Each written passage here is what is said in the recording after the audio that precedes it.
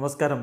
Raf talk ഫുട്ബോളിലേക്ക് ഏവർക്കും സ്വാഗതം. പൊട്ടിത്തകരൽ തുടർക്കഥയാക്കുന്ന ഇന്റർ മയാമി, അതാണിപ്പോൾ കണ്ടുകൊണ്ടിരിക്കുന്നത്. മെസ്സിയെ ഇങ്ങനെ പരാജയപ്പെട്ടവനായി കാണുന്നതിൽ ആരാധകർക്ക് വലിയ സങ്കടമുണ്ട്.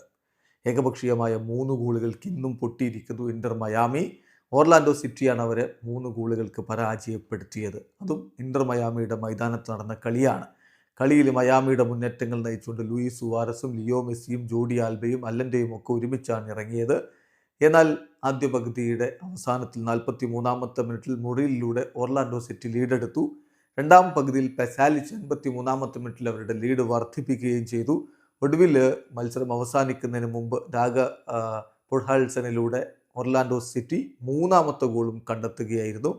അങ്ങനെ മയാമിയെ, ഒരുപാട് അവസരങ്ങളൊക്കെ മയാമി ഉണ്ടാക്കി, ഒന്നുപോലും ഗോളിലേക്ക് എത്തിക്കാൻ കഴിയാതെ പോയ മയാമിയെ ഏകപക്ഷീയമായ 3 ഗോളുകൾക്ക് പരാജയപ്പെടുത്തി ഇപ്പോൾ ഓർലാൻഡോ സിറ്റി. അതിൻ്റെ റിസൾട്ട് എന്താണെന്ന് ചോദിച്ചാൽ ഇന്റർ മയാമി താഴേക്ക് വീണിരിക്കുന്നു. 13 കളികളിൽ നിന്ന് 22 പോയിന്റുമായിട്ട് MLS ഈസ്റ്റേൺ കോൺഫറൻസിൽ ഇപ്പോൾ അവരുള്ളത് 6-ാം സ്ഥാനത്താണ്.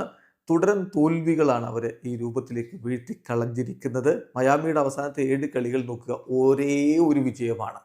അതാ പറഞ്ഞത് തകരൽ തുടർക്കഥയാക്കുന്നു എന്ന്. വാൻകൂവറിനോട് 2-0 തോറ്റതിന് പിന്നാലെ ഡല്ലാസിനോട് 4-3 തോറ്റു.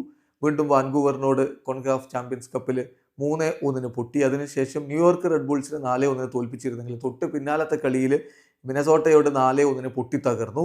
സാൻജോസിനോട് 3-3 സമനില. ഇതാ ഒർലാൻഡോ സിറ്റിയോട് വീണ്ടും 3-0 തോറ്റിരിക്കുന്നു. അവസാനത്തെ 7 കളികൾ നോക്കുക, 1 വിജയം, 1 സമനില, 5 പൊട്ടിത്തകരൽ. ഇതാണ് ഇപ്പോൾ മയാമിയുടെ അവസ്ഥ. വീഡിയോ അവസാനിക്കുന്നു.